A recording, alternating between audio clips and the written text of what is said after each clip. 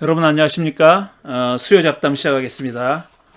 제 책 일그러진 영웅 대 만들어진 영웅, 사울 다윗 평전, 이 책을 하나하나 읽어가면서 설명하고 있습니다.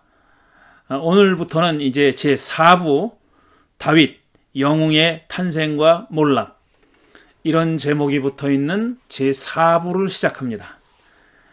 지난주에 사울이 죽은 얘기, 그리고 사울의 일생을 평가하는 그런 내용을 다루었고, 오늘부터는 사울이 죽은 다음에 다윗의 생애가 어떻게 전개됐는지 하는 것을 살펴보겠습니다. 제4부 제1장은 다윗이 유다와 이스라엘의 왕이 되다, 이런 제목이 붙어 있습니다. 자, 1장 첫 번째 단락 이제 시작합니다. 사울이 죽은 후 다윗은 오랜 망명 생활을 청산하기로 작정했다. 이 블레셋에 망명가 있었잖아요. 그 망명 생활을 청산하기로 한 겁니다. 그는 제가 유다에 있는 성읍으로 올라가도 됩니까? 사무엘하 2장 1절 이렇게 야훼께 묻습니다.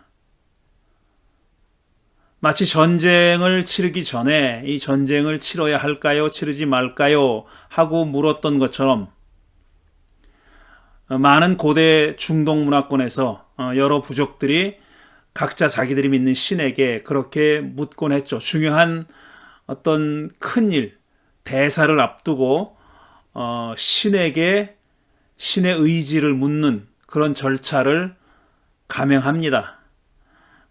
대개의 경우는 제사장들이나 예언자들이나 그런 쪽의 일을 전문적으로 관장하는 사람들을 통해서 왕이 신에게 의사를 묻죠. 그런데 여기서는 다윗이 직접 야훼께 물었다는 겁니다. 야훼가 이를 허락하자 그는 어느 성읍으로 가느냐고 물었고, 또 가라고 하니까 또 어디로 갈까요? 하고 물은 겁니다. 야훼는 헤브론을 찍어줍니다. 구체적으로 한 성읍을, 헤브론이라고 하는 성읍을 찍어준 거죠. 그래서 다윗은 가족들과 부하들을 데리고 헤브론으로 가서 인근 성읍에 분산 정착합니다. 여기서 한 가지 질문할 만한 지점은 뭐냐면, 다윗이 이렇게 헤브론으로 가는 것을 블레셋의 아기스는 어떻게 생각했을까라는 겁니다. 가드의 왕 아기스는, 그러니까 다윗이 몸을 맡기고 망명 생활을 했던 바로 그 블레셋의 가드 왕 아기스는 다윗이 자기 손을 떠나서 이제 유다로 헤브론으로 돌아가려고 하자 그걸 어떻게 생각했을까 하는 것이 궁금하죠. 근데 설화자는 거기에 대해서는 이런 반구 얘기하지 않습니다. 유다 사람들이 다윗에게 기름을 부어 그를 유다 왕으로 삼은 때가 이때였다. 이제 다윗이 유다의 왕으로 등극합니다. 유다의 왕위에 오릅니다. 직전까지 블레셋의 봉신 또는 용병이었던 다윗이 저항 없이 유다 왕이 될 수 있었을까?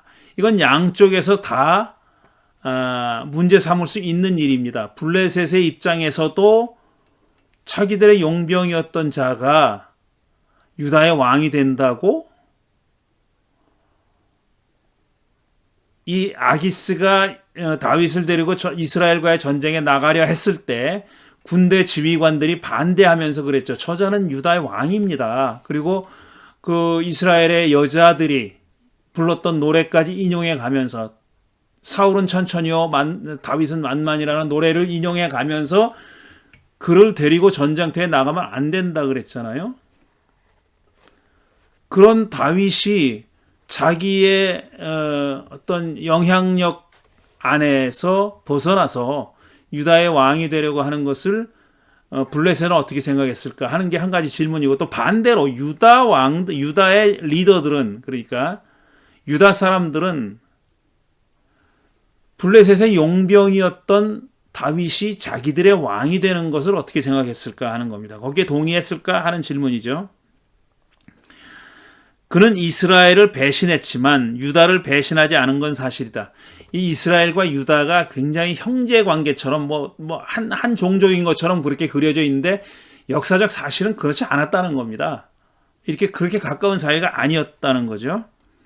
하지만 유다가 이스라엘보다 블레셋에 더 인접해 있었으니 둘의 갈등도 그만큼 크고 빈번했을 텐데 블레셋의 봉신이던 그가 쉽게 유다 왕이 될 수 있었다는 게 의문이다.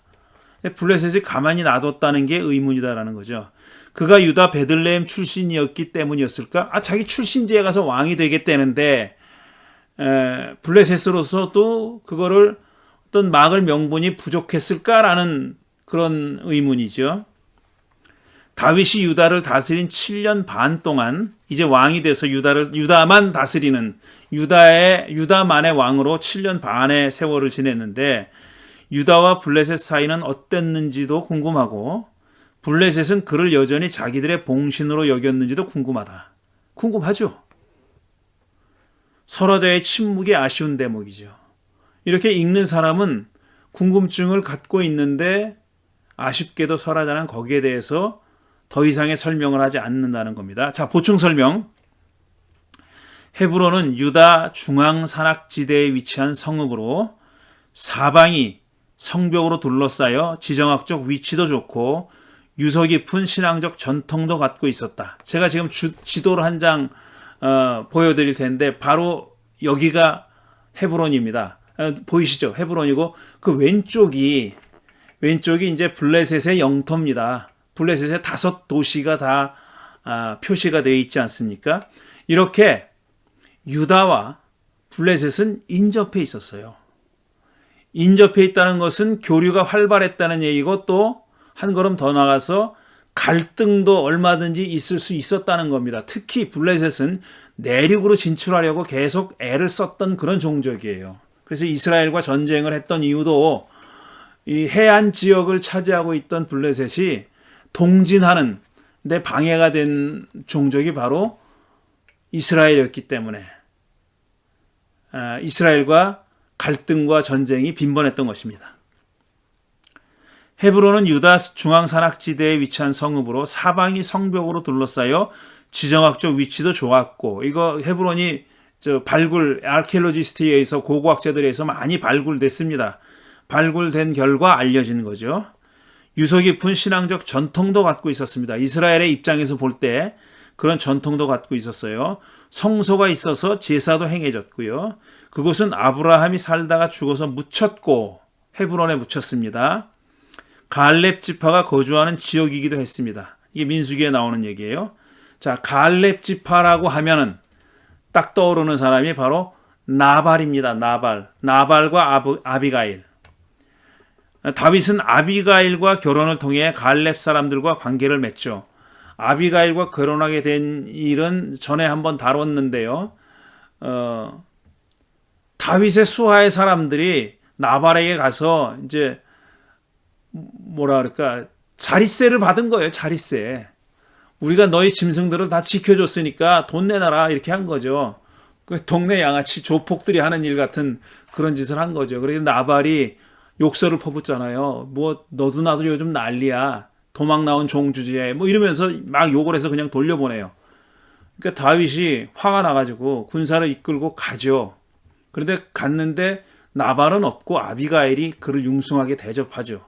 쓸데없는 짓, 불필요한 짓 하지 마시라고 그러면서 이제 나발이 죽고 아비가일과 다윗이 결혼함으로써 갈렙 사람들과 어떤 끈끈한 관계를 맺게 된 겁니다. 다윗은 아비가일과 결혼을 통해 갈렙 사람들과 관계를 맺었죠. 근데 헤브론이 바로 이 갈렙 사람들의 지역에 있었다는 겁니다. 그러니까 이게 빌드업이라고 하죠. 빌드업. 이 나발과 아비가일의 얘기는 결국은 다윗이 갈렙 지역 안에 있는 헤브론에 자리 잡기 위한 하나의 빌드업이었다고 볼 수 있는 겁니다. 계속해서 다윗에게는 이스라엘과 관계를 맺는 숙제가 남아 있었습니다. 이게 메인 태스크죠. 진짜 중요한 과제는 이거죠. 다윗이 이스라엘의 왕이 되는 것이 제일 중요한 일이고 궁극적인 목적입니다. 그는 사울의 시신을 수습한 길르앗의 야베스 사람들을 칭찬하고 축복하는 일로 그 일을 시작합니다. 이제 이스라엘과 관계를 빌드업 하나씩 빌드업해 나가는데 제일 먼저 한 일이 뭐냐 하면은 사울 왕의 시신을 수습했던 길르앗의 야베스 사람들과 관계 맺는 것으로 시작한 겁니다. 그는 야베스 사람들에게 비록 여러분의 왕 사울 임금님은 세상을 떠나셨으나 유다 사람이 나에게 기름을 부어서 왕으로 삼았으니 여러분이 이제 낙심하지 말고 용기를 내기 바랍니다. 이게 앞뒤가 좀 안 맞는 얘기예요. 블레셋과 싸우다가 죽었잖아요. 근데 이 다윗은 유다 왕이 됐는데 왜 안심하라는 거야? 이게 안심할 어떤 조건이 되지는 못하죠. 근데 다윗은 그렇게 얘기합니다. 이는 그들을 위로하면서 동시에 자기가 사울의 권한을 물려받았다고 못 박는 선언 같은 거였습니다. 자기가 사울과 관련이 있다는 얘기를 자꾸 하는 겁니다. 그렇게. 이스라엘도 신속하게 움직이죠. 군사령관 아브넬이 사울의 아들 이스보셋을 이스라엘의 왕으로 세웁니다. 자, 사울 왕이 죽으니까 또 세 아들이 한꺼번에 전사했잖아요. 그 다음 계승권자인 이스보셋을 이스라엘의 왕으로 세운 겁니다. 하지만 실권자는 이스보셋은 사실 허수아비에 불과했고 실권자는 아브넬이었습니다. 군사령관인 아브넬이었죠. 사울의 세 아들이 전사했기에 그에게 차례가 온 겁니다. 이때 그의 나이가 40살이었다는 거예요. 굳이 설화자가 그의 나이를 밝히는데 자, 40이나 된 아들이 왜 길보아 전투에 참전하지 않았는지 하는 것이 궁금하죠. 아니면 참전했는데 요행이 그는 살아남았는지 그 여부도 궁금하지만 알 수는 없어요. 참전하지 않았는지 참전했으나 살아남았는지 좌우간 어떤 이유로든 둘 중에 어느 것이든 간에 참전하지 않았거나 패한 전쟁에서 살아남았다는 사실은 그의 권위를 실추시키는 일임에 분명하죠. 전쟁에 나가서 졌어요. 그러면 명예롭게 전사하는 게 맞습니다. 그래야 하는데 그가 살아남았다는 사실은 항복을 하고 목숨을 건졌든가 아니면 도망 나왔든가 자기 아버지와 형제들이 다 죽어가는데 자기만 살아남았다는 것은 결코 명예로운 일이 아니었고요. 무슨 이유인지 몰라도 참전하지 않았다면 그것도 역시 명예롭지 않은 일이었으니까요. 실권이 아브넬의 손에 있었던 것도 이와 무관하지 않을 터이다. 그러니까 그가 떳떳하게 왕위에 오를 만한 입장이 아니었다는 얘기죠. 물론 이는 군사령관인 아브넬에게도 적용되죠. 군사령관이었는데 그가 살아 돌아왔어요.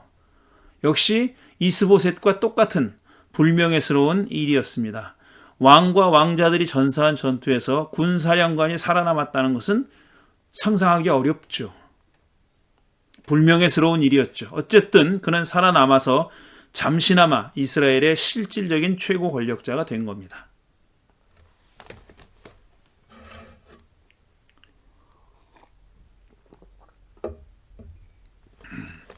자, 다음에는 이스라엘과 유다가 어떻게 해서 다윗이 다스리는 하나의 나라가 됐는지 하는 과정이 서술됩니다. 이게 조금 묘한 구석이 있습니다. 이 과정에 하나하나 살펴보겠습니다. 두 나라 사이에 몇 번의 전투가 있었다는 사실은 이 과정이 순탄치 않았음을 보여줍니다. 유다와 이스라엘 간에 크고 작은 전투가 있었다는 겁니다. 그렇게 서술돼 있어요. 그러니 이 두 나라가 이른바 통일하는 게 그렇게 순조롭지는 않았겠죠. 서로 싸웠던, 전투를 했던 그런 관계니까요. 아브넬이 지휘하는 이스라엘 군대와 요압이 지휘하는 유다 군대가 기브온에서 맞붙어 벌인 전투 이야기는 현대인의 상식으로는 이해하기 힘듭니다. 왜? 전쟁하는 방식이 이해하기 힘들다는 얘기입니다. 두 나라가 왜 전투를 벌였는지는 밝히지 않은 채 양쪽 지휘관이 동수의 같은 수의 군인들을 선발해서 그들로 하여금 싸우게 해서 승패를 가리기로 합의한 이야기가 나옵니다. 이거는 현대 전투의 개념에는 맞지 않는 거죠. 야, 니네 10명 뽑아서 내보내. 우리 10명 뽑아서 내보낼게. 그 둘이 붙어가지고 이기는 편이 이기는 걸로 하자. 이렇게 한 겁니다. 이렇게 했다는 거예요. 뭐 옛날에는 그랬는지 모르겠어요. 어쨌든 현대인의 감각과는 맞지 않는 얘기죠. 그 결과 양쪽 선발군은 모두 죽고 그건 끝났어야 되잖아요. 하지만 양군은 치열한 육박전을 벌여요.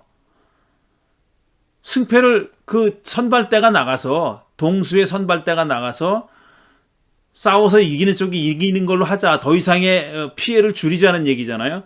근데 그 약속이 안 지켜진 거죠. 이때 아브넬이 육박전을 벌려요. 양쪽 군인들이. 아브넬이 요압의 동생 아사엘을 죽였다는 겁니다. 전투를 하다가 죽일 수도 있는 거죠. 죽였어요. 아브넬이 요압의 동생 아사엘을 죽였어요. 이는 훗날 요압이 아브넬을 죽인 원인으로 작용합니다. 이 앙심을 품었다는 겁니다. 저놈이 내 동생을 죽였지. 이런 이 앙심을 품고 있었다는 얘기죠. 이후로도 사울 집안과 다윗 집안 사이의 전투는 오래 지속됐는데 3장 1절 보면은 오래 지속됐다고 써있단 말이에요. 갈수록 다윗의 집안은 강해졌고 사울 집안은 약화됐다는 겁니다.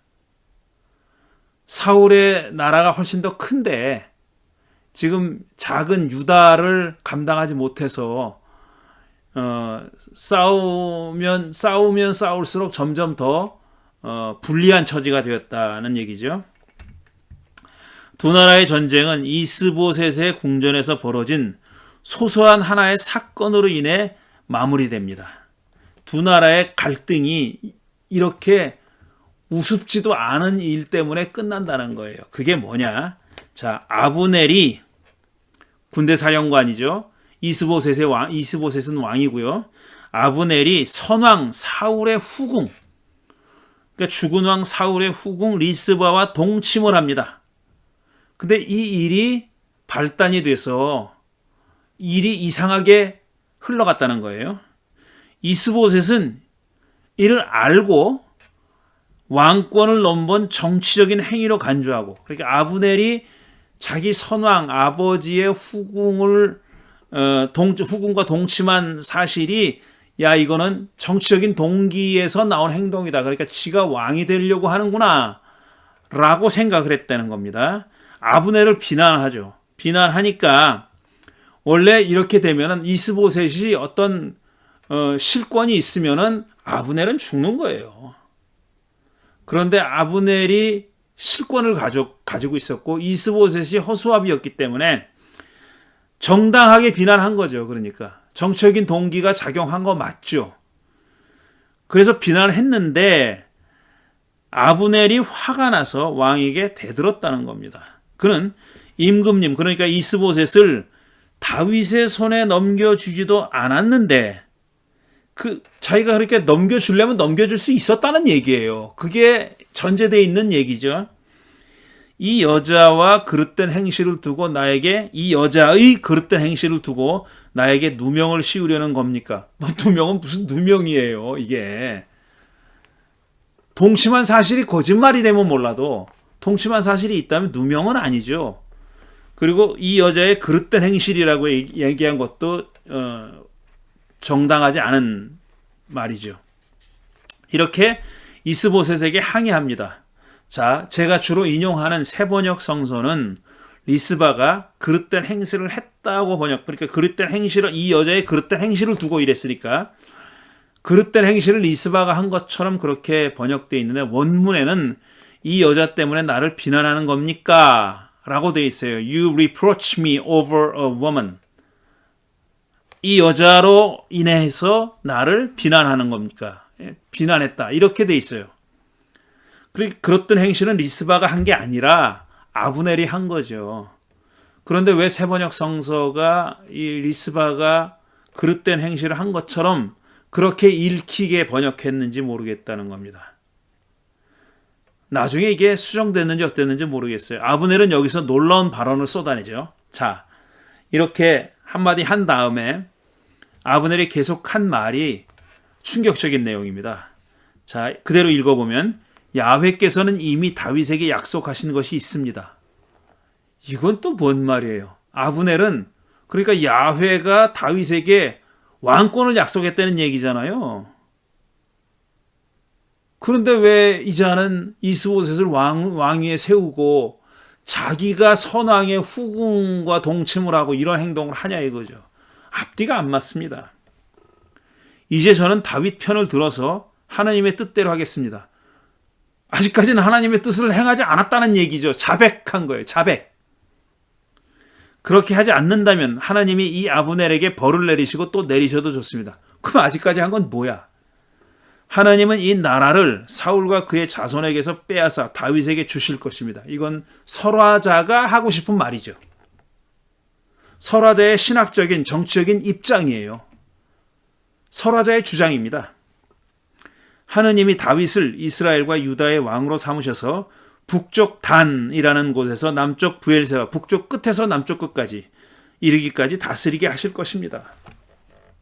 아니 이걸 다 알고 있는 놈이 이스보셋을 왜 왕으로 세웠으며 자기가 왜 선왕의 여자랑 후궁이랑 잠자리를 하냐 이거죠. 여기서도 설화자는 자기가 하려는 말을 아브넬이 대신하게 만듭니다.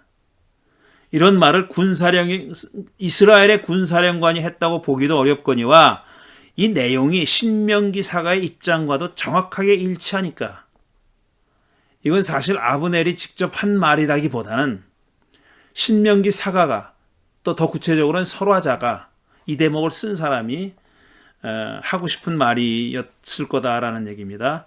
허울뿐인 왕 이스보셋은 이렇게 말하는데도 불구하고 두려워서 한마디도 대꾸하지 못했다는 겁니다. 정말 아브넬이 사울의 후궁을 범했을까? 라는 질문까지 해보게 되는 겁니다. 그랬다면 왜 그랬을까?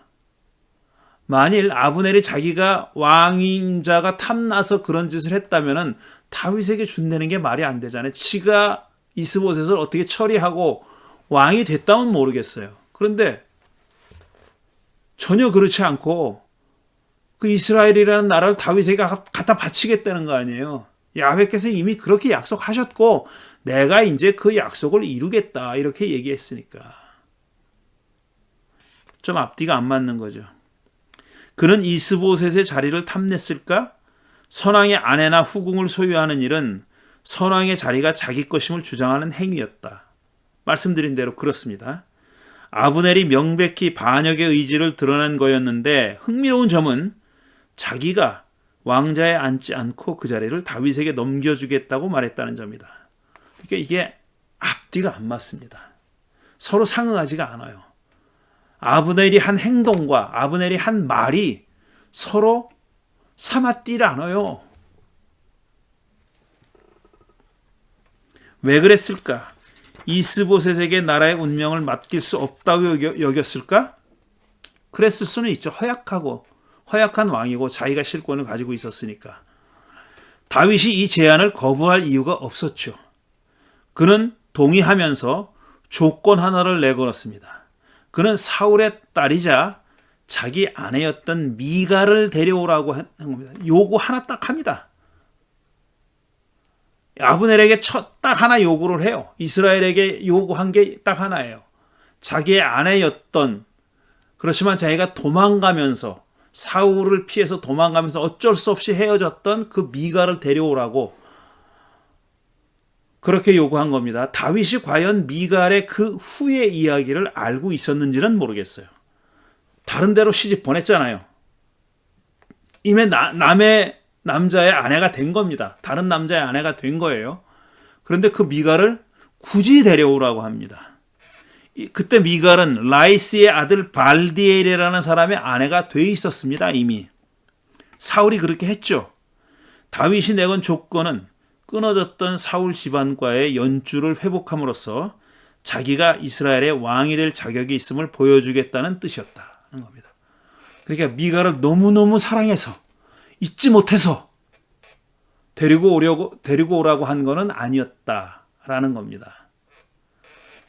자기가 이스라엘의 왕이 되려면은 사울과의 끊어졌던 관계, 그러니까 장인과 사위의 관계를 잇는 일이 필요했다고 본 거죠. 그래서 굳이 미가를 데려오라고 요구했던 겁니다.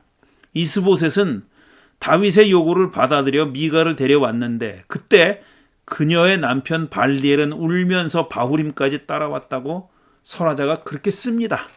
3장 15절 16절. 사무엘하. 이렇게 쓴 것도 일종의 어떤 소극적인 저항? 매우 소극적이지만 다윗이 한 행동에 대한 어떤 소극적인 저항 같은 그런 뜻이 담겨져 있다고 봅니다. 근데 제가 이렇게 말씀드리면은 아니 신명기사가는 이 설화자는 순전히 다윗 편이라며 이게 무슨 소리야? 다윗에게 좋지 않은 얘기 아니야 이게. 기본적으로는 다윗 편인 게 맞아요. 신명기 역사가는 또 구체적으로 이 설화자는 다윗 편인 게 맞습니다. 하지만 전적으로 다윗이 한 모든 행동을 다 긍정하고 칭찬하고 그렇게 하지는 않았어요.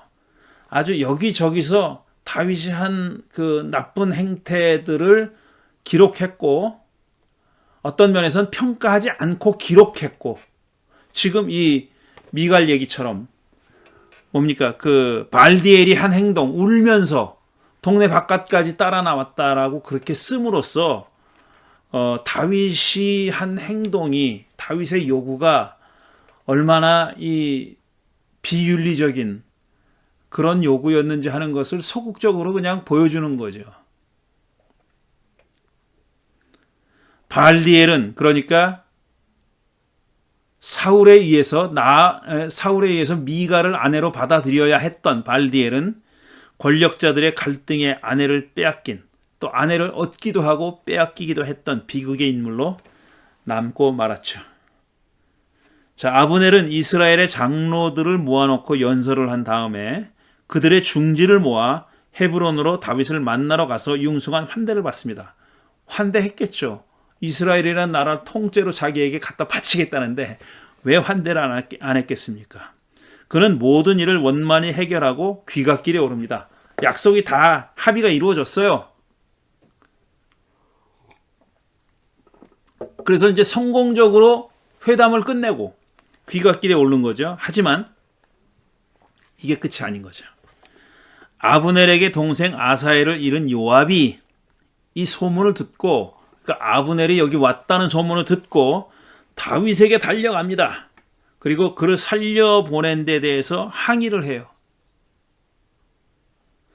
그렇지만 왕이 거기에 대해서 뭐 구체적으로 이래라 저래라 말하지 않아요. 그러자 이 요압은 왕의 허락이 떨어지지도 않았는데 아브넬을 뒤쫓아가서 죽여버립니다. 이스라엘의 왕처럼 처신하지 않고 죽지 않았다면 그러니까 이 나라를 갖다 바치기 전에 마치 자기가 이스라엘 왕처럼 처신했잖아요. 선왕의 여자를 갖다가 동침을 했으니까 데려다가 왕처럼 만일 아브넬이 이스라엘 왕처럼 처신하지 않았다면 또 그래서 이렇게 죽지 않았다면 그는 통일 왕국의 군사령관이 됐을 가능성이 높습니다. 그런데 그가 이렇게 허무하게 죽어버립니다. 다윗의 군사령관은 요압, 이스라엘의 그러니까 사울과 이스보셋의 군사령관은 아브넬입니다. 근데 만약에 두 나라가 통일해서 한 나라가 되면은 둘 중에 하나가 군사령관이 돼야 되는 거잖아요. 그런데 세력으로 보아 아브넬에게 더 찬스가 있었을 수도 있습니다. 유다는 워낙 작은 종족이고 이스라엘은 적어도 10개의 부족이 연합한 그런 나라였잖아요. 그러니까 아브넬에게 더 찬스가 있었을 수도 있다는 거죠. 하지만 그는 이렇게 허무하게 요압의 손에 죽고 맙니다. 흥미로운 점은 다윗이 그의 죽음에 대해 이런 말을 남겼다는 사실입니다. 자, 이 아브넬의 죽음에 대해 그리고 아브넬을 죽인 요압에 대해 다윗이 보인 태도가 매우 흥미롭습니다. 매우 정치적입니다. 한마디로 얘기하면. 자, 먼저 아브넬의 죽음에 대해서 다윗이 어떤 말을 남겼는지 보겠습니다.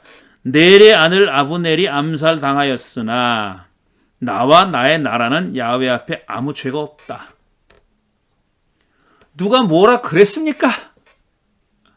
네가 죽였지? 라고 한 사람이 없어요. 우리가 아는 한 없어요. 사무엘서에는 그런 기록이 없습니다. 그런 얘기가 없어요. 그런데 다윗이 먼저 마치 고백하듯이 이렇게 얘기합니다. 우리는 그 죽음과 상관없어 라고 얘기하는 거예요.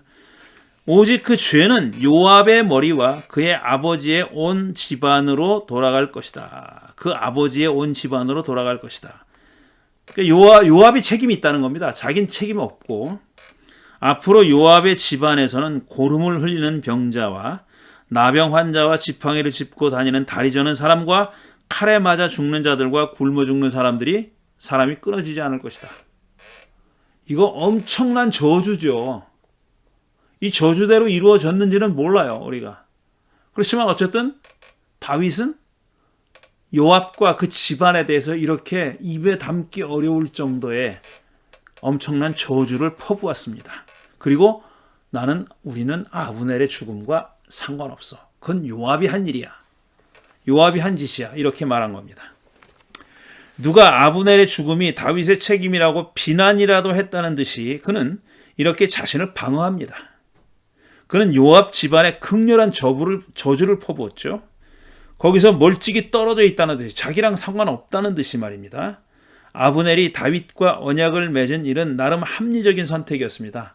아브넬 입장에서 보면 또 이스라엘의 입장에서 봐도 합리적인 선택이었죠. 사울의 죽음으로 인해 위기에 빠진 이스라엘로서는 그것이 최선의 선택이었죠. 계속 블레셋을 비롯한 주변 종족들과 갈등과 싸움이 이어질 텐데 이스보셋 가지고는 안 되겠다는 거죠. 그러니까 이미 여러 전투에서 능력을 입증한 다윗에게 왕권을 주는 것이 맞겠다. 이건 지극히 합리적인 선택이었다는 겁니다. 사울의 죽음으로 인해 위기에 빠진 이스라엘로서는 그것이 최선의 선택이었다. 하지만 요압이 다윗의 허락 없이 아브넬을 죽였다는 것은 납득되지 않습니다. 어떻게 그럴 수가 있어요? 최고 권력자의 허락도 안 받고 자기랑 통일하러 온 나라의 군대 사령관을 어떻게 마음대로 죽이냐고요.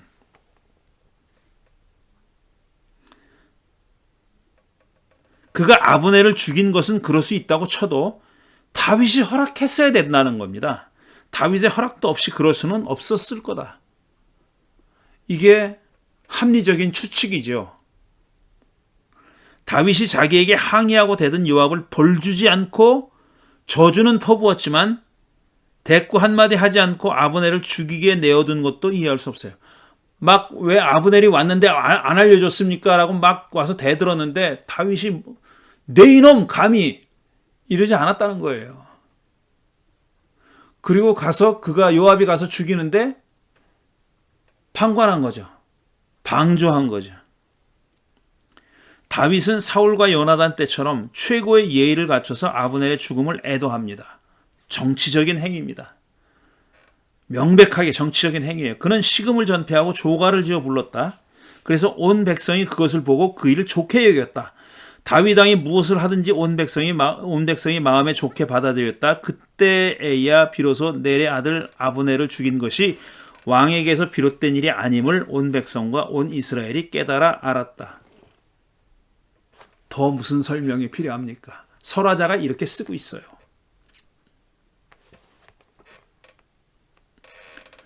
그러니까 다윗이 아브넬에 대해서 한 일은 이스라엘의 마음을 얻기 위한 일이에요. 사실 그를 죽이는 것이 거기에 마이너스 요소로 작용했겠죠. 다행히.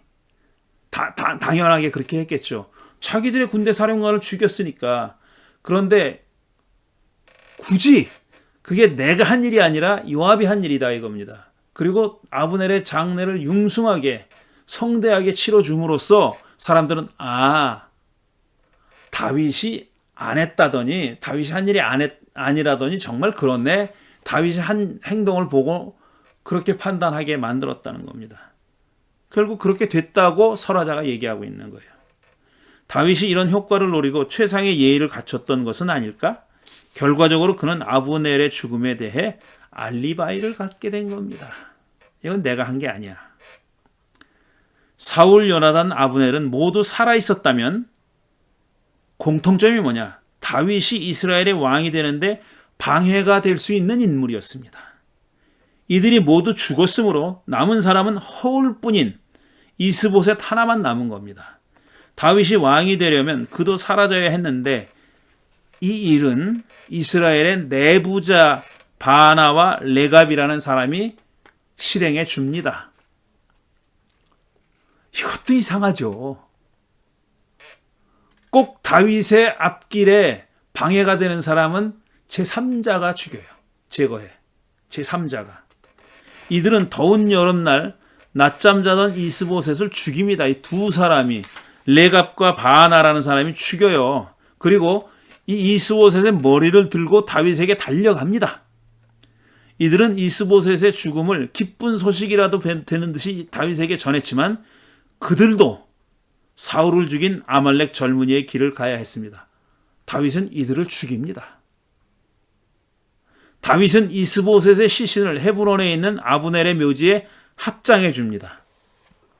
이로써 다윗이 이스라엘의 왕이 되는데 방해될 사람들은 모두 죽은 셈이죠. 하지만 한 명도 다윗에 의해 직접적으로 죽임당하지는 않았죠. 그의 손에 피를 묻히지 않으려는 설화자의 노력이 눈물겨울 정도입니다. 이건 제 생각입니다.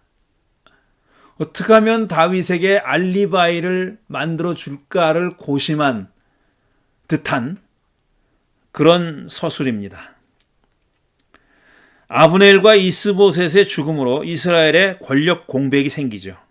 블레셋을 비롯한 외적들이 호시탐탐 침략하려고 노리는 상황이니 하루라도 빨리 후임왕을 세워야 했죠. 이게 시급한 과제입니다. 그래서 이스라엘의 모든 지파가 헤브론으로 다윗을 찾아와서 이렇게 말합니다. 이스라엘 모든 지파가 다 몰려가진 않았겠죠. 아마 대표자들이, 장로들이 갔겠죠. 우리는 임금님과 한 고륙입니다. 전에 사울이 왕이 되어서 우리를 다스릴 때에 이스라엘 군대를 거느리고 출전하였다가 다시 데리고 돌아오신 분이 바로 임금님이십니다. 옛날 얘기를 하는 거예요. 그러니까 다윗의 장군이었을 때 당신이 가서 싸우고 우리를 대신해서 싸우고 승전해서 돌아오지 않았습니까? 그 얘기를 하는 겁니다. 그리고 야훼께서 네가 나의 백성 이스라엘의 목자가 될 것이며 네가 이스라엘의 통치자가 될 것이다 라고 말씀하실 때에도 바로 임금님을 가리켜 말씀하신 것입니다. 이걸 아는 사람들이 왜 이제 왔을까요? 이걸 아는 사람들이 왜 이제 왔냐고. 이거 다 설화자의 플랫 안에 있는 겁니다. 구도 안에서 계속 이 사람들이 이렇게 말하는 겁니다. 그러니까 설화자가 하고 싶은 말을 지금도 이스라엘의 모든 지파의 대표자들이 얘기한 겁니다. 이들에게 남은 선택은 다윗을 왕으로 옹립하는 것밖에 없었으니 그에게 머리를 숙이지 않을 수 없었다. 이스라엘의 장로들이 다윗을 한 고륙, 히브리어로도 고륙, 뼈와 살입니다. 같은 의미의 영어는 살과 피잖아요. flesh and blood라 그러잖아요. 이 표현은 고륙이 한자어긴 하지만 히브리 표현이 영어보다는 우리말에 더 가깝다. 그러니까 히브리 말하고 우리말하고 더 상통한다 이거죠. 피라는 게 없으니까요. 자, 이건 중요한 얘기는 아니고 이스라엘의 장로들이 다윗을 한 고륙이라고 부른 것은 그가 사울의 사위이자 미갈의 아내이기 때문으로 추측됩니다. 고륙이잖아요. 왕가와 어쨌든 인척이 된 거잖아요. 한 가족이 된 거지 않습니까? 그렇게 되려고 미갈과 결혼하기도 했지만 말이죠. 근데 그걸 이스라엘의 이제 대표자들이 와서 그걸 이유로 왜 당신이 우리의 왕이 되어야 하느냐 하면서 그걸 이유로 내세운 겁니다. 한 고륙이라고. 그건 다윗이 바라는 바죠. 어떻게든 다윗과 연결고리를 찾으려 애쓰는 모습이 안쓰러운데 다윗은 이 말을 듣고 얼마나 흐뭇했겠냐고요. 이거 내 생각대로 됐네 다. 내 계획대로 잘 돼가네 이랬겠죠. 다윗은 이들과 함께 야훼 앞에 나아가 언약을 세웠고 장로들은 다윗에게 기름을 부어 그를 이스라엘의 왕으로 삼습니다. 5장 3절 드디어 다윗이 이스라엘의 왕이 됐습니다. 다윗은 유다와 이스라엘을 함께 다스리는 첫 왕이 된 겁니다. 설화자는 여기서 왕 대신 통치자라는 단어를 씁니다. 세번역 성경 통치자 히브리 언어로 나기드라는 말인데 이 나기드라는 말은 지도자, 영도자, 왕세자, 관리, 여러 가지 뜻으로 쓰여요. 문맥 보고 이제 선택을 해야 되는데 어쨌든 왕은 멜렉입니다. 히브리 말로 왕은 멜렉인데 여기서 굳이 멜렉이라는 말을 쓰지 않았다라는 것도 어떤 의미가 있어 보입니다. 굳이 이스라엘의 나기드가 됐다. 멜렉이 된 게 아니라 나기드가 됐다라고 쓰는 겁니다. 이스라엘 장로들은 다윗을 실질적인 왕으로 세우면서도 무소불위의 권력을 안겨주기를 꺼렸던 걸까? 나기들을 세운 것이 그래서였을까? 라고 물어볼 만하다는 겁니다. 자, 이제 다윗에 대해서 마무리하겠습니다. 이제 첫 번째 단락의 마무리지만요. 다윗은 들에서 양을 치는 목자였다가 사무엘에게 기름 부음 받은 일에 숱한 어려움을 겪죠. 죽을 고비도 여러 번 넘겼습니다. 그러는 동안 그는 광야를 방랑하기도 했고 블레셋의 용병 노릇하며 연명하기도 했습니다. 그리고 핫비루들의 우두머리로서 약탈도 하고 용병 노릇도 하고 별거 다 했어요. 삥을도 뜯으러 다니고 나발에게서 했던 것처럼 자리값 내 보호비 내 이런 것도 했어요. 그러는 동안 그가 야훼의 약속을 의심한 적이 있었는지는 알 수 없지만 기름 부음을 이미 오래전에 사무엘이 기름 부어서 왕으로 점지했지 않습니까? 그런데 그로부터 세월이 많이 흐른 거예요. 그동안 다윗이 사무엘을 통해 기름 부음을 부은 야훼의 의지를 기억하고 있었는지는 모르겠지만 어쨌든 그 약속이 이루어지기를 가만히 앉아서 기다리기만 하지는 않았다는 것이 분명해요. 그는 매우 적극적인 인물입니다. 야훼가 점지했으니까 가만히 있어도 왕이 되겠지. 아니에요. 마치 그런 약속이 없었다는 듯이 그렇게 행동했어요. 자기가 할 수 있는 모든 지혜와 권모술수까지 동원해가지고 살아남은 거죠. 그리고 사람들의 마음을 얻고 그들을 자기 편으로 만들고 알리바이를 만들어내고 이런 인간적인 모든 노력을 기울였던 겁니다. 그는 수단과 방법을 가리지 않고 심지어 거짓말도 하고 미친 척도 해가면서 자기 갈 길을 스스로 만들어 나간 사람입니다. 그런 노력 끝에 그는 유다와 이스라엘의 왕이 된 겁니다. 첫 번째 단락입니다. 4부제 1장의 첫 번째 단락, 다음 주에 두 번째, 세 번째 단락 마저 함으로써 이 1장을 마무리하겠습니다. 이제 1장은 제목에서도 볼 수 있듯이 다윗이 어떻게 유다와 이스라엘의 왕이 됐느냐 하는 것을 설명하는 그런 대목입니다. 자, 오늘은 여기까지 하겠습니다. 감사합니다.